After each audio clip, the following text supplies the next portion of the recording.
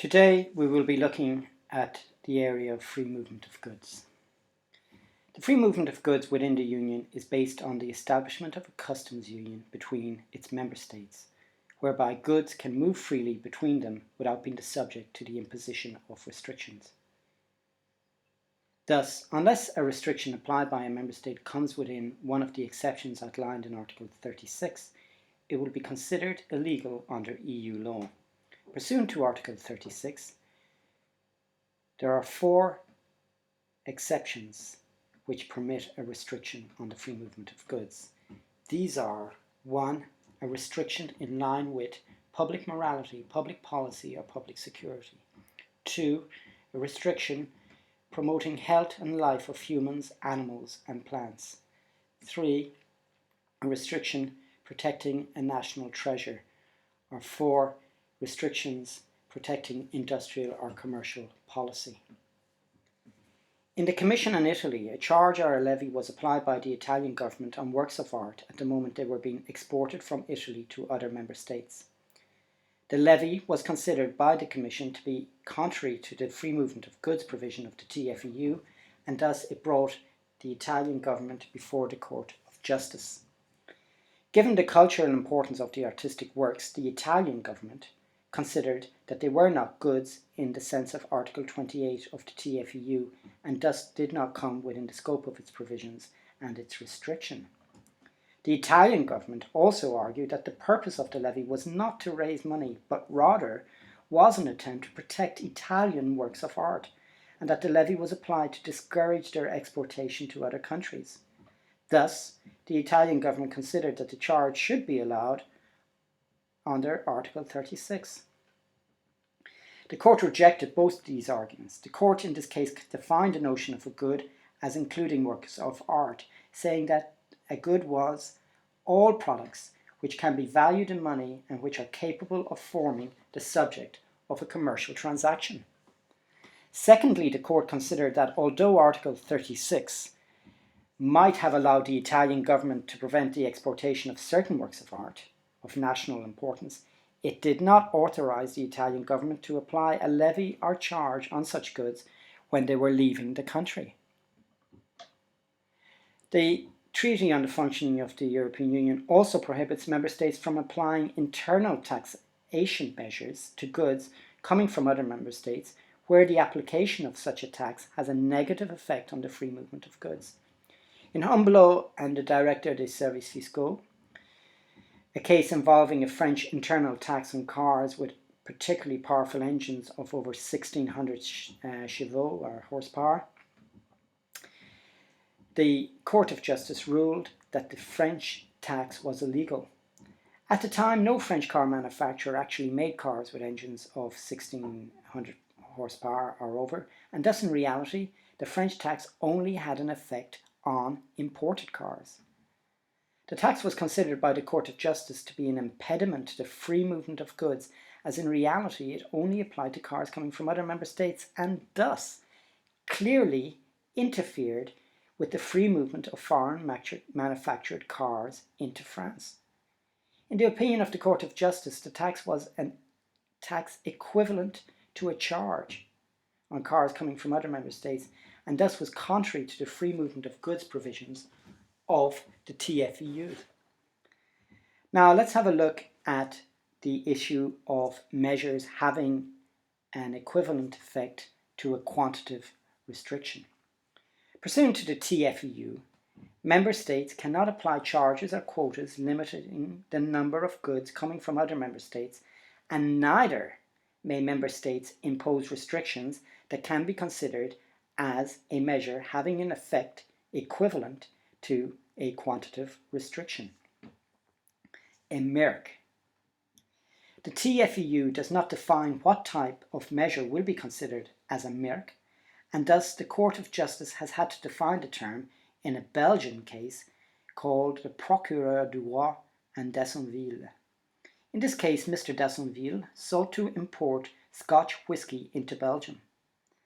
Belgian legislation at the time required importers of Scotch whisky into Belgium to have a certificate of authenticity issued by the UK customs authorities.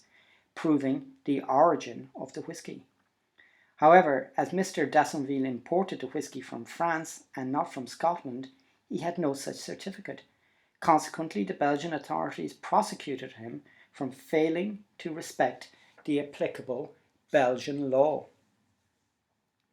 In his defence, Mr. d'Assonville argued that the national legislation violated the TFEU as it interfered with the free movement of goods from France to Belgium, and thus was a merc. The Belgian government, by way of a preliminary reference under Article 267 to the Court of Justice, asked the court to define what was a merc. In response, the Court of Justice said a merc could be defined as all trading rules enacted by member states which are capable of hindering directly or indirectly in actually or potentially intra-community trade. Thus, according to the court, any measure of national law that actually, potentially, directly or indirectly interferes with the free movement of goods comes within the Article 34 prohibition.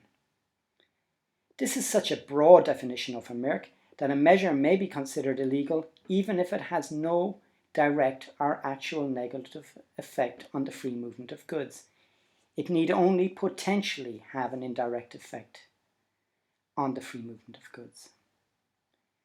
This definition of a merc allowed the prohibition to be applied not only to distinctly applicable measures, i.e. measures that discriminated between member state goods and non-member state goods, but also to indistinctly applicable measures, i.e. measures that created no distinction or discrimination, direct discrimination, as regards the treatment of member state and non-member state goods. Let's first take a look at distinctly applicable measures and the notion of merc. As we have seen, a distinctly applicable measure is one that clearly distinguishes between home manufactured goods and goods imported from other member states. Where the creation of such a distinction has a negative effect on the free movement of goods, it will be considered illegal unless it can be justified under the 4 Article 36 exceptions discussed above. Now let's look at indistinctly applicable measures and merc. The notion of an indistinctly applicable restriction on the free movement of goods is more complicated. Such measures do not overtly distinguish between home manufactured goods and goods coming from other member states, as they apply equally to both imported and home produced goods.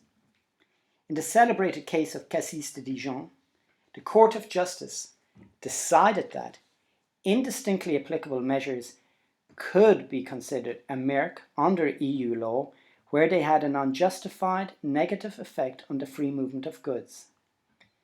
In this case, a German alcohol distributor attempted to import Cassis de Dijon, a French liqueur, into Germany.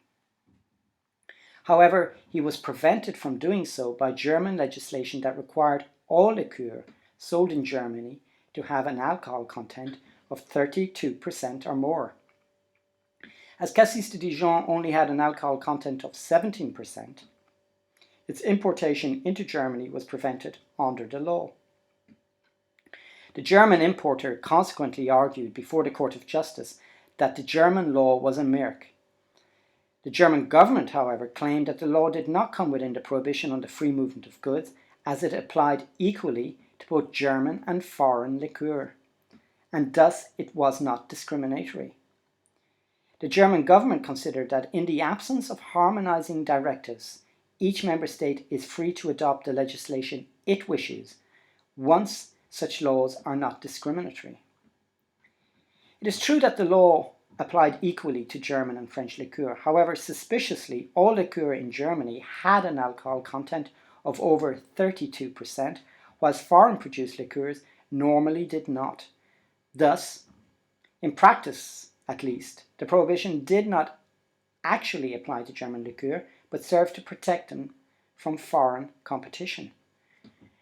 Rejecting the argument of the German government, the Court of Justice recalled that in accordance with its decision in d'Assonville, an indistinctly applicable measure of national law may come within the definition of a merc if it actually, potentially, directly or indirectly restricts free movement of goods.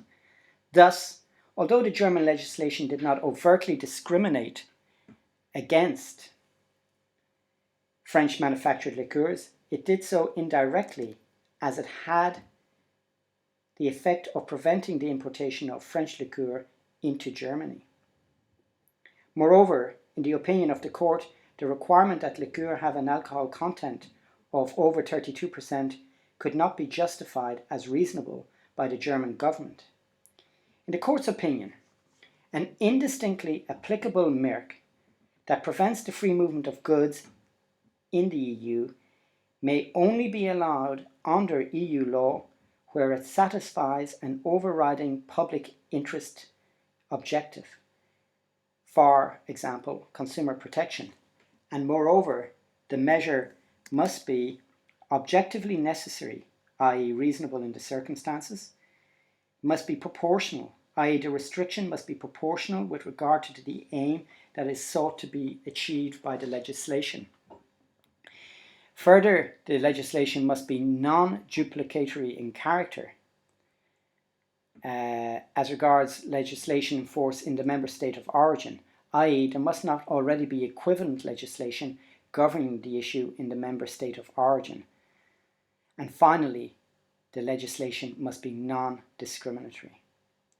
Thus, according to Cassis de Dijon, an indistinctly applicable merc put in place by member states will be considered illegal under EU law unless it can be justified under the above test.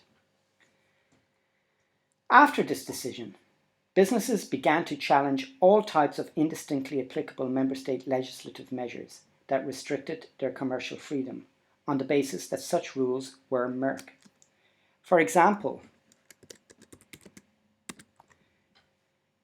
member state legislation restricting the sale of baby milk to pharmacies, laws restricting the sale of cigarettes to specially authorised outlets, or national member state legislation prohibiting the sale of products at a loss were all challenged on grounds that they were merc. In many of these cases, the alleged merc was not so much a restriction that applied to the product or the good in question, but rather a restriction on the manner in which the good was being commercialised, what is referred to as the selling arrangements applicable to the product. These rules frequently have a more social than economic function, and it was questionable whether as such they came within the scope of the EEC Treaty, an economic treaty, and consequently the jurisdiction of the European Court of Justice.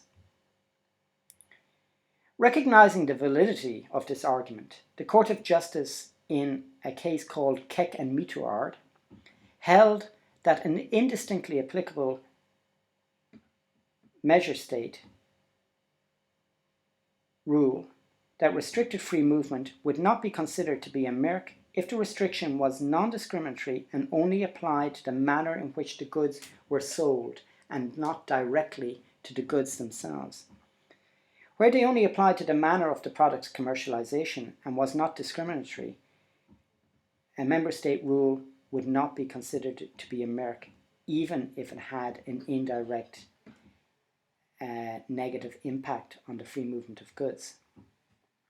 Thus, in summary, it can be said that under EU free movement of goods law, member states may not apply tariffs or quantitative restrictions to goods coming from other member states. Neither can they apply measures having an effect equivalent to a quantitative restriction, a merc. However, the Court of Justice distinguishes between two types of merc that are distinctly applicable and those that are indistinctly applicable. Firstly, as regards distinctly applicable merc, i.e. that distinguish between nationally home-produced goods and goods coming from other member states, in order to be considered legal, such merc have to meet the requirements of Article 36 of the TFEU.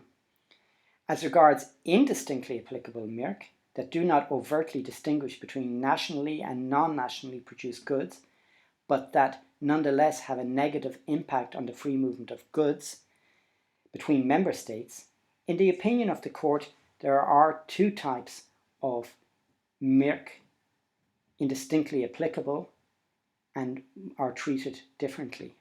First of all, indistinctly applicable measures are mirk, concerning the selling arrangements under which goods may be sold. According to the Court of Justice, such measures will not be considered illegal under EU law as long as they are not discriminatory in character. This was decided in the case of Keck and Meteorard. And then, as regards indistinctly applicable measures that apply directly to a product and not just to its selling arrangements, such measures, even if they are not discriminatory, will be considered illegal under EU law unless the law can be justified under the four-pronged test established by the Court of Justice in Cassis de Dijon. We hope you enjoyed this introduction to the free movement of goods in the European Union internal market.